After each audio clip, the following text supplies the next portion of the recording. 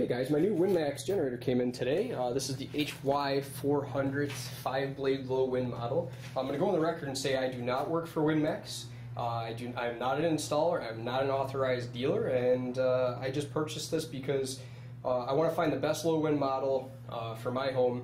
Reason being is I get a lot of low winds here. I did some calculations over the past year, and I will get a lot more power out of utilizing the 10 to 15 mile an hour wind range than I will the 30 to 50 mile an hour wind range. So with that being said, this is the reason why I purchased this, and I plan on putting up 5 to 6 more of these as long as it's putting out the power I'm looking for. And I think it is. I honestly think this would be the last one I'm going to have to try. So going into what we got here, this is a beast. This is all cast, it seems like to me. That's what it sounds like.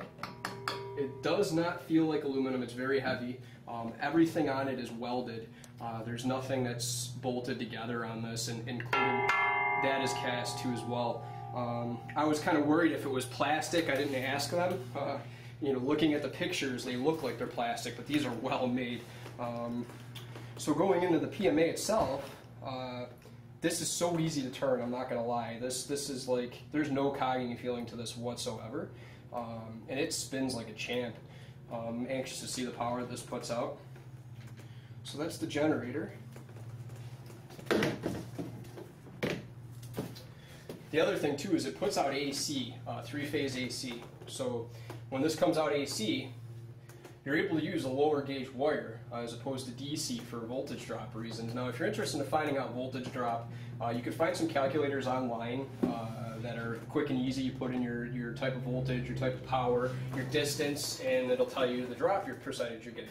Now National Electrical Code only allows a 3% drop. Now it's up to you if you're installing it in your own home and you're not having it inspected, and no electrical inspector comes out and says, hey, Now I assume no responsibility in any way for my statements, but if you're trying to save a few bucks and you end up having like a 5% voltage drop or a 6% voltage drop, and honestly that's preference because it's just going to be power you could be getting that you're going to lose. So that's the hub. It's a good size hub. All cast too as well. Okay. The collar. So this mounts onto there. This gives you a 2-inch galvanized mount. The blades. Now, prior to purchasing this wind turbine, I did a little bit of research on their blades. This is a patent design. And it's for a good reason. This has a different design to it, but at the same time it's similar to a lot of the fiberglass blades you'll find on the market. It has that airfoil design just like they do, but this is more curved. You could see it from that angle. I don't know if it's on purpose. I'm going to assume so.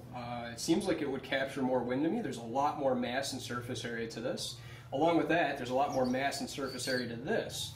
Now the other thing too is the end of it's shaped like an airplane wing. I found that kind of interesting. So figured I'd show that to you guys and share it with you. I have my own theories on what this blade will do. All around it looks like it's pretty well crafted. There doesn't seem to be any flaws in the blade design whatsoever. So the molds they're using for this are very accurate, I'm not going to lie. I'm very impressed. The other thing that it comes with is this massive cone. I thought that was kind of cool. It's huge. So anxious to get this up. And then the charge controller. Now this is an all-in-one unit. This does everything. It's your rectifier, it's your charge controller, it's your dump load, okay?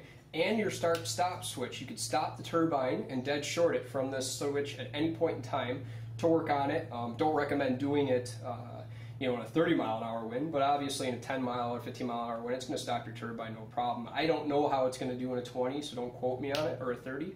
Now, I did read the manual thoroughly, and they are saying that in a 50 mile an hour and above wind, they recommend you put it in the stop position. So, now, this is certified. It does have a QC pass. So I don't know if it's UL approved. Don't quote me on it. I don't believe it is, but I could be wrong. And if you guys have some feedback on it, or anybody knows better than I do, I'd appreciate it. But as far as I know, it is not UL approved.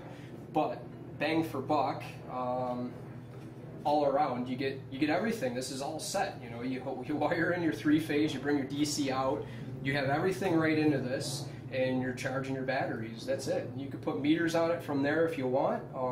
You know, that's optional, but this is it. I mean, right here, you buy this and you're charging batteries. There's nothing extra. Well, fuses, they do require, and I did buy them. You'll see it in my previous video. I bought fuses from Parts Express at a fraction of the cost of what it's costing on some of the other websites. But I bought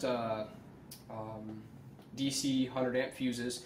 Each of the phases coming into this, all 3 of the AC phases are supposed to be fused on a 100 amp fuse minimum. So I'm putting them on a 100 amp fuse, and then I believe the DC line out has to be on 150 minimum. So I bought a 150 amp fuse for that. So I will be fusing everything in and out of this to meet the requirements for the install. So, all right, guys, thanks.